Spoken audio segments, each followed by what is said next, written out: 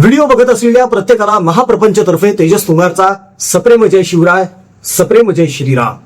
मित्रांनो, काही दिवसांपूर्वी इंस्टाग्रामवर एक अकाउंट चालू झालं, एक पेज चालू झालं, तसंच ते ट्विटरवर सुद्धा झालं, म्हणजे एक्सवर. कॉकरोच जनता पार्टी, आपले सुप्रीम कोर्टाचे जे न्यायाधीश आहेत, सरन्यायाधीश सूर्यकांत यांनी बेरोजगार झुरळ असं संबोधन केलं होतं तरुणांना. त्यामागे काही कारण देखील आहेत, कारण ज्यांनी जनहित याचिका दाखल केलेली होती बेरोजगारांसाठी, तरुणांसाठी, ते अत्यंत हीन भाषेमध्ये कोर्टासोबत संवाद साधत होते. त्यांची भाषा अत्यंत विचित्र होती, जी चुकीचीच होती. त्याचा राग सरन्यायाधीश सूर्यकांत यांना आला आणि त्यांनी त्या तरुणाला बेरोजगार झुरळ असं म्हटलं. ते वाक्य बाहेर पडलं, मीडियानं त्याचा बाऊ केला. त्यानंतर ती कॉकरोच जनता पार्टी जन्माला आली. अभिजित दिपके हा जो परदेशात राहतो, त्याने परदेशात राहून ते इंस्टाग्राम अकाउंट चालू केलं आणि मग देशामध्ये सगळे झुरळ वळवळायला लागले. अगदी पार आदित्य ठाकरे सुद्धा बोलले ना की मी देखील झुरळ आहे, आम्ही झुरळ आहोत आणि झुरळ मरत नसतं, झुरळ खूप काळ जगत असतं. पण आदित्य ठाकरे यांना कदाचित एक गोष्ट माहीत नसावी की झुरळ हे जर उलट पडलं ना तर त्याला स्वतःहून सरळ होताच येत नाही, कधीच होता येत नाही, कधीच नाही. आणि त्याचप्रमाणे यांचा हा गट जो आहे, वाटा गट, ही जी टोळी आहे, ही पण पालथी पडलेली आहे, पाठीवर पडलेली आहे, उठताच येत नाहीये यांना सुद्धा. स्वतःला झुरळ म्हणून घेतात ना. विचार करा तुम्ही, ज्यांचे आजोबा हिंदू हृदय सम्राट बाळासाहेब ठाकरे हे वाघाप्रमाणे ज्यांचं जीवन, त्यांचा नातू झुरळ, किती विरोधाभास आहे नाही का मित्रांनो. या झुरळ पार्टीचे जे तरुण आहेत, जे स्वतःला झुरळ म्हणून घेण्यामध्ये सध्या धन्यता मानत आहेत, त्यांची नेमकी अक्कल किती आहे ते आज व्हिडिओमधून आपण थोडंसं तपासून बघूया. मात्र त्या अगोदर काही जणांचे नक्की आभार मानूया आपण, ज्यांनी आपल्या कर्करोगग्रस्त रुग्णांसाठी सहाय्य निधी दिलेला आहे, सन्मान निधी दिलेला आहे, त्यांना अन्नदानासाठी ज्यांनी सहकार्य केलेलं आहे.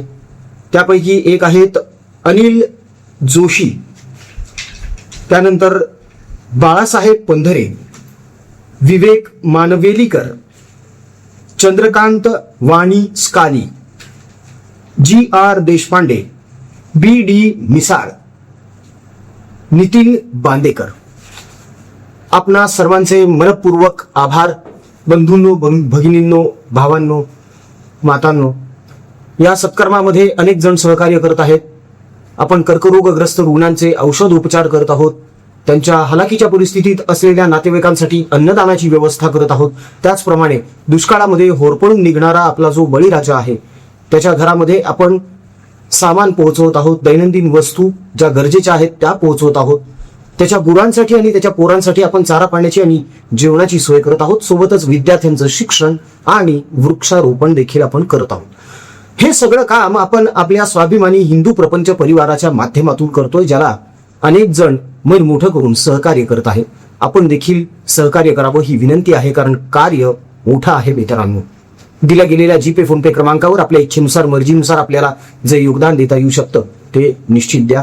ट्रान्झॅक्शनचा स्क्रीनशॉट हा परिवाराच्या व्हॉट्सअपवर नक्की पाठवा, म्हणजे त्याची यांच्याप्रमाणेच पावती बनवून तुम्हाला सुद्धा सुपूर्द करण्यात येईल. चला आता वळूया मुख्य मुद्द्याकडे, मुख्य विषयाकडे.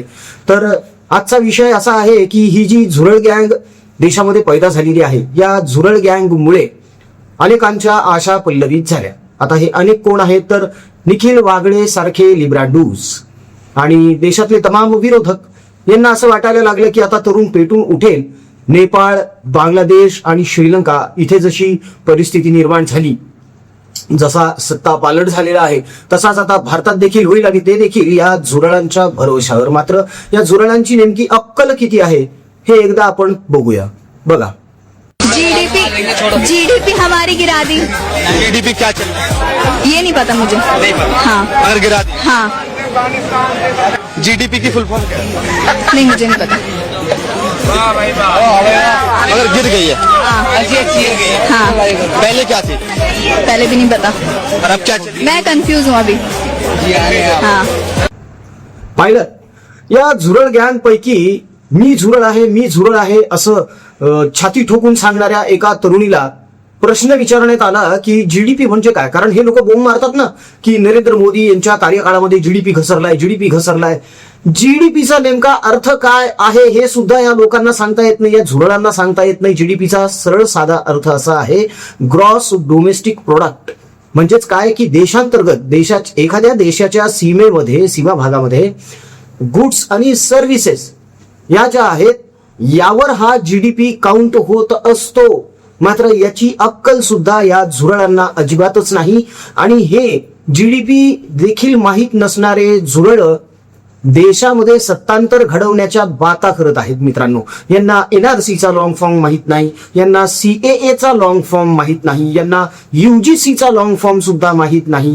आणि इतकी अक्कल असणारे, इतकं ज्ञान असणारे हे झुरळ वळवळायला लागलेले आहेत. आणि या बेअक्ली झुरळांच्या भरोशावर आपल्या देशातले काही निब्रांडूज हे स्वप्न बघायला लागलेले आहे की नरेंद्र मोदी सरकार गडगडणार आहे. त्यामध्ये आता इराण, अमेरिका, इस्रायल यांच्यामध्ये जे तणावपूर्ण वातावरण आहे, युद्धजन्य परिस्थिती अख्ख्या जगावर ओढवलेली आहे मित्रांनो. त्याचा फटका सगळ्याच जगाला बसतोय, सगळ्याच देशांना बसतोय, भारताला देखील बसलेला आहे. होय, मान्य आहे, पेट्रोलचे दर थोडेसे वाढलेले आहेत, मात्र ते कमी देखील होणार आहेत.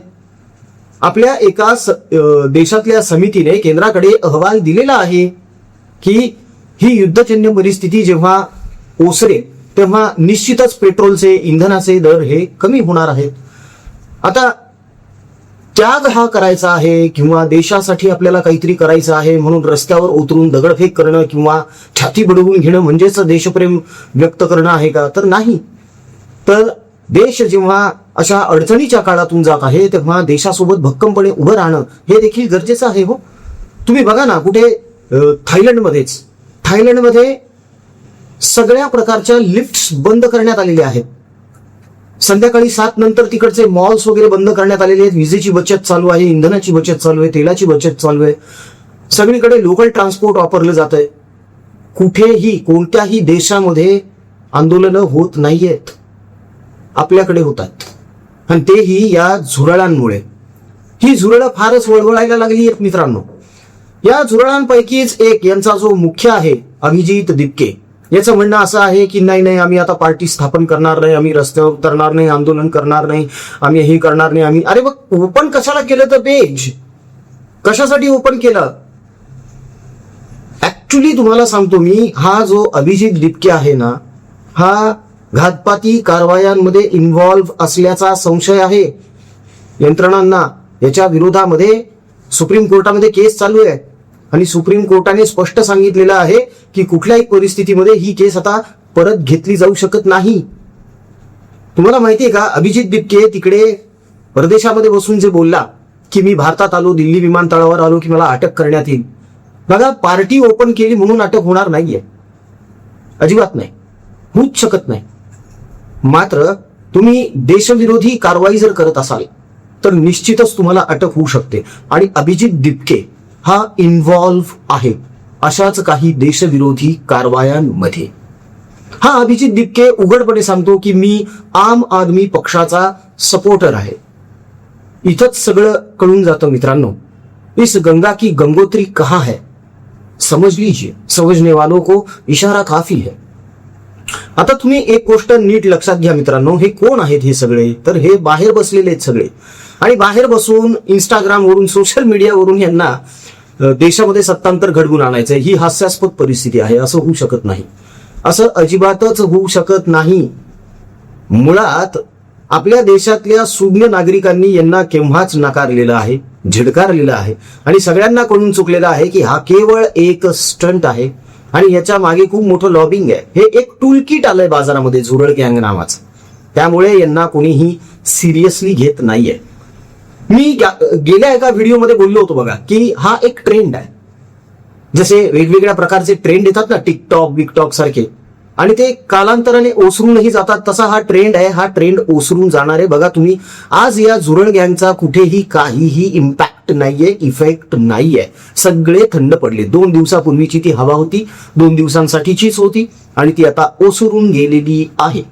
याचा भारतीय राजकारणावर कुठलाही परिणाम होणार नाही. आता मूळ मुद्दा येतो तो रोजगार निर्मितीचा, की नरेंद्र मोदी यांच्यावर आरोप केला जातो की तुम्ही रोजगार निर्मिती करणार होते, त्याचं काय झालं. आपल्याकडे एक भ्रम निर्माण झालेला आहे. रोजगार निर्मिती म्हणजे यांना सगळ्यांना असं वाटतं की सगळ्यांना सरकारी नोकऱ्या लागतील. असं नाही होऊ शकत, असं होऊच शकत नाही. रोजगार निर्मिती ही खासगी क्षेत्रामध्ये देखील आहे.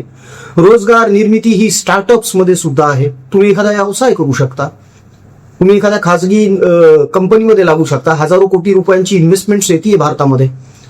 वेगवेगळे प्रोजेक्ट चालू होत आहेत, वेगवेगळे प्लॅन्स चालू होत आहेत. अप्लाय करू शकता, जाऊ शकता. मात्र प्रत्येकाला IAS व्हायचंय, IPS व्हायचंय. जणू काही काँग्रेसच्या काळामध्ये प्रत्येक घरामध्ये 2 IPS 2 IAS होते. अशा आविर्भावामध्ये हे झुरळं बोलतात. तेव्हा ह्यांच्या बुद्धीची कीव करावीशी वाटते. मित्रांनो, रोजगाराचा अर्थ फक्त सरकारी नोकरी पुरताच या लोकांनी मर्यादित ठेवलेला आहे आणि तोच रेटा हे लोक पुढे नेत आहे, बाकी काहीही नाही. मुळात यांना कुठलीही जबाबदारी घ्यायची नाहीये, जबाबदारीनं कुठलं काम करायचं नाहीये. मात्र यांना अधिकार सगळे हवेत, सोयी सुविधा सगळ्या हव्या आहेत. असं नाही होऊ शकत. एक तर आपल्या देशाची लोकसंख्या ही अफाट आहे. इतक्या मोठ्या लोकसंख्येला सांभाळणं, सगळ्यांना सोबत घेऊन चालणं हे किती प्रचंड अवघड कार्य आहे याची या झुरळांना यत्किंचितही कल्पना नाहीये. त्याच्यामुळे तोंडाला येईल ते हे लोक बरळत असतात. सगळ्यात मोठी गोष्ट म्हणजे आपल्या देशातलेच काही देशविरोधी नेते आहेत. होय, देशविरोधीच. हे देशविरोधी नेते ह्या असल्या झुरळांचा आपल्या घाणेरड्या गलिच्छ राजकारणासाठी गैरफायदा उचलत आहेत आणि हेच यामागचं सगळं सत्य आहे. मात्र मुळात स्वतःला झुरळ म्हणून धन्यता मानणारे हे जे कोणी आहेत बांडगुळ, ही सगळी बेअकली जमात आहे. हे वारंवार सिद्ध होत आलेलं आहे मित्रांनो, इथून पुढेही सिद्ध होणार आहे. मुळात अर्धे अधिक तरुण असे आहेत जे या झुरळांच्या अजिबातच नादी लागत नाहीत. ते बिचारे आपलं काम करतायत आणि तेच योग्य आहे सध्याच्या परिस्थितीत तरी. बाकी या झुरळांच्या बाबतीमध्ये आपलं काय मत आहे कमेंटमध्ये निश्चित कळवा मित्रांनो. तुम्हाला खरंच वाटतं का या झुरळांमध्ये तेवढी अक्कल आहे देश चालवण्या इतकी? आणि देश चालवणं हे इंस्टाग्राम पेज चालवणं किंवा फेसबुक पेज चालवणं इतकं सोपं आहे का? या बाबतीमध्ये आपलं काय मत आहे जाणून घ्यायला आम्हाला निश्चितच आवडेल. तेव्हा जास्तीत जास्त प्रमाणामध्ये कमेंट्स निश्चित करा मित्रांनो. जाता जाता परत एकदा विनंती आहे, आपल्या परिवारातर्फे आपण कर्करोगग्रस्त रुग्णांचे औषधोपचार करत आहोत. त्यांच्या हालाकीच्या परिस्थितीत असलेल्या नातेवाईकांसाठी अन्नदान करत आहोत. आपल्या दुष्काळात होरपळून निघणाऱ्या शेतकऱ्याच्या कुटुंबासाठी आपण झटतोय. त्याच्या गुरांसाठी आणि त्याच्या पोरांसाठी आपण कपडे, लत्ते, चारा, पाणी आणि भोजन व्यवस्था सुद्धा पुरवतो आहोत. वृक्षारोपणासहच विद्यार्थ्यांसाठी सुद्धा आपण झटतोय मित्रांनो. तेव्हा या सत्कर्मामध्ये आपला सहभाग अत्यंत गरजेचा आहे. म्हणून विनंती आहे, दिल्या गेलेल्या जीपे फोनपे क्रमांकावर आपल्या इच्छेनुसार मर्जीनुसार आपल्याला जे काही योगदान देता येऊ शकतं निश्चित त्या ट्रान्झॅक्शनचा स्क्रीनशॉट व्हॉट्सअपवर ठेवा, म्हणजे त्याची पावती आम्हाला तुम्हाला देता येऊ शकेल.